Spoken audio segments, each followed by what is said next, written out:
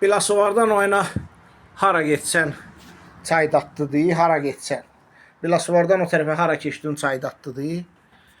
Biz indi öyrəşmişik bu Masallının İpək Yolu restoranına. Məni tanıyanlar bilir, maddiyyat xətrinə heç yerdə reklam eləmirəm.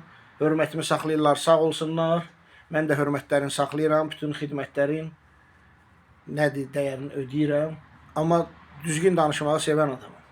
Çay ona görə dadlıdır ki, buradan arada baxırsan, Lujaykada orada inək otlayır, çəmənlik, ağaclıq və ən əsası hiss edirsən ki, cənubdasan. Çayın vətənində, isti ürəklərin yanında.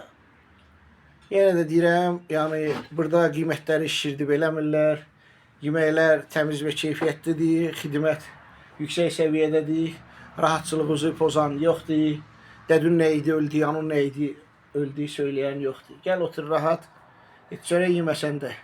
Cənubun limonlu çayından iç, bax o yaşıl çəmənliyə, gör o Lujaykada qara cöngə necə otlayır, rahatlıq tap.